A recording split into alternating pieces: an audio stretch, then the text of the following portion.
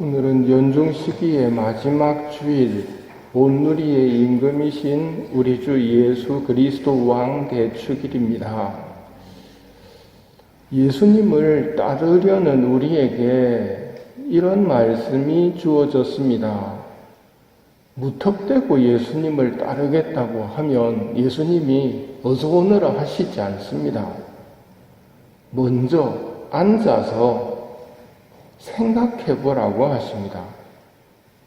2만 명을 거느리고 오는 적을 10,000명으로 감당할 수 있는지, 내가 탑을 지을 돈이 있는지, 신앙생활도 먼저 앉아서 생각해보라고 하십니다.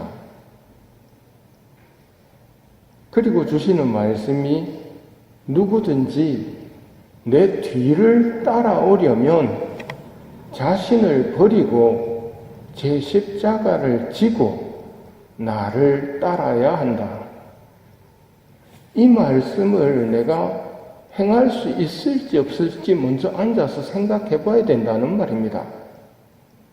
따르고 싶다면 따를 수 있도록 힘을 청해야 한다는 말입니다. 예수님은 우리에게 분명한 결단을 요구하십니다. 누구든지 내 뒤를 따라오려면 자신을 버리고 제 십자가를 지고 나를 따라야 한다. 말은 따르겠다고 해놓고 자신을 버리지 않고 자기 뜻대로 하려고 하거나 따르겠다고 해놓고 자기 십자가를 버려버리는 사람은 예수님을 따르는 것이 아닙니다.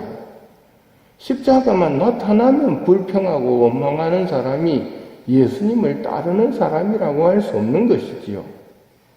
따르겠다는 대답이 중요한 것이 아니라, 세례를 받은 것이 중요한 것이 아니라 정말 따를 것인가.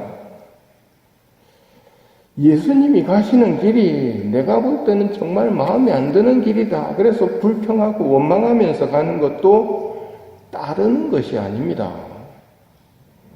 따른다면 예수님이 옳다는 것을 믿고 뒤를 그대로 묵묵히 가는 겁니다.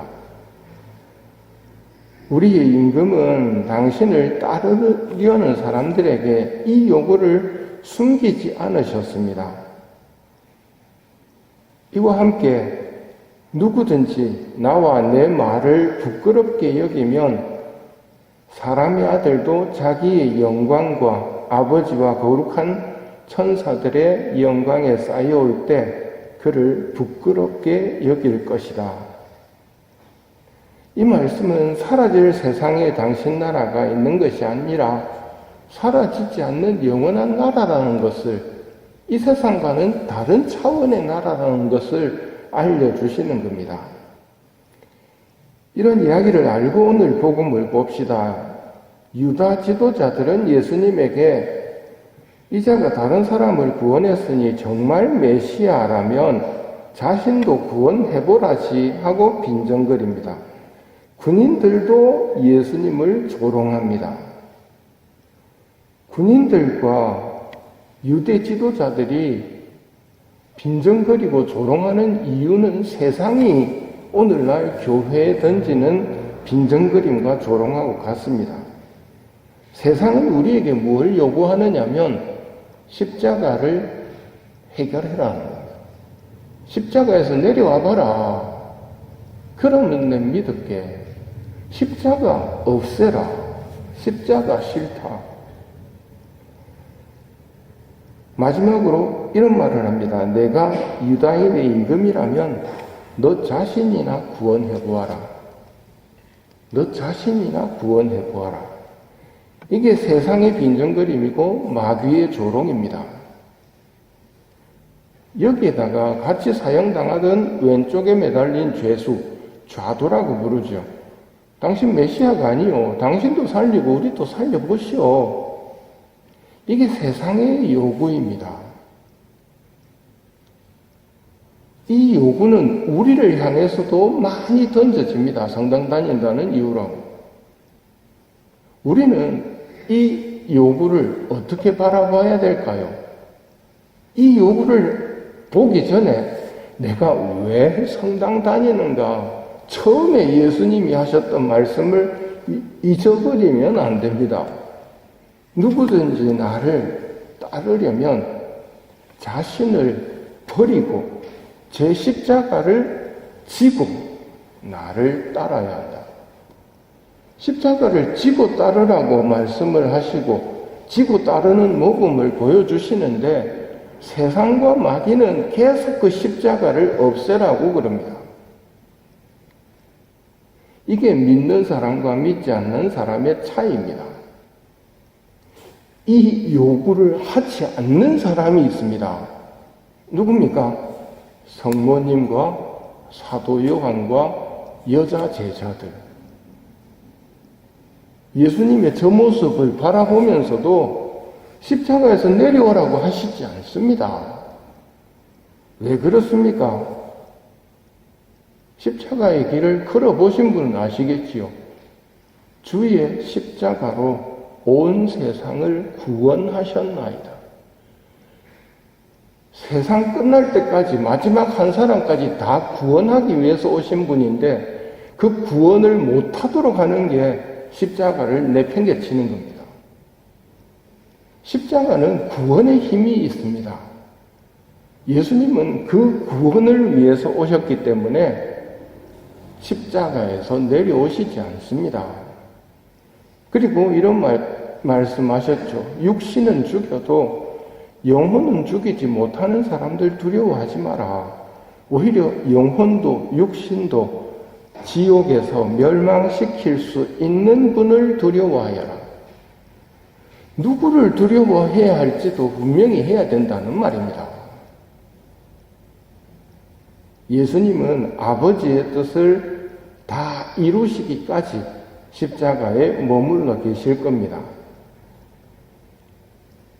좌도를 향해서 우도가 말합니다.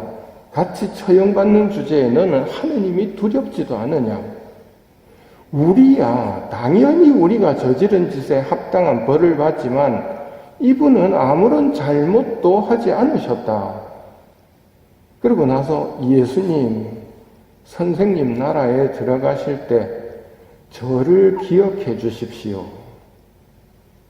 그러자 예수님께서 내가 진실로 너에게 말한다. 너는 오늘 나와 함께 낙원에 있을 것이다. 하느님을, 그리고 하느님이 보내신 메시아를 알아듣는가 못 알아듣는가 이 차이입니다. 요한복음은 1장부터 이렇게 이야기합니다. 한 처음에 말씀이 계셨다. 말씀은 하느님과 함께 계셨는데 말씀은 하느님이셨다. 그분 안에 생명이 있었으니 그 생명은 사람들의 빛이었다.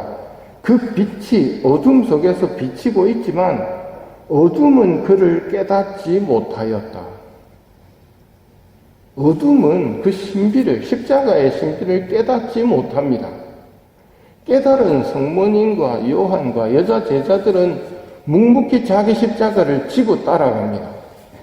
반면 세상은 조롱하고 빈정거리면서 내려와 보라고, 니나 살아보라고.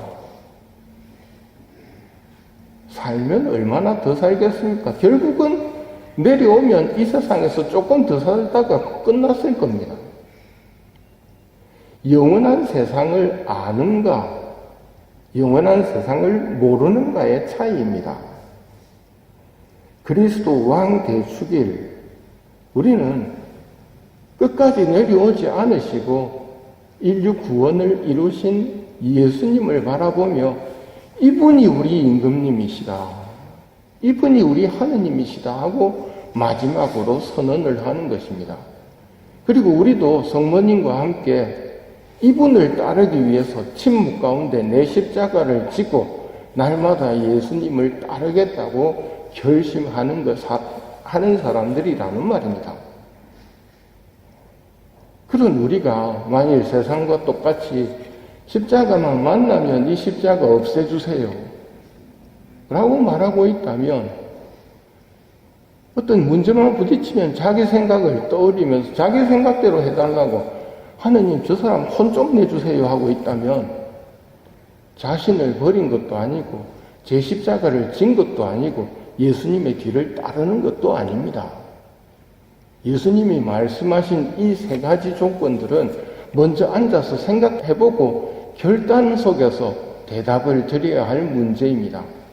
우리는 대답은 이미 드렸지만 그 과정이 불충실했다면 오늘이라도 제대로 예수님이 나에게 바라시는 것이 무엇인지, 내 뒤를 따라오려면 자신을 버리고 제 십자가를 지고 나를 따라야 한다는 말씀을 잘 기억했으면 합니다.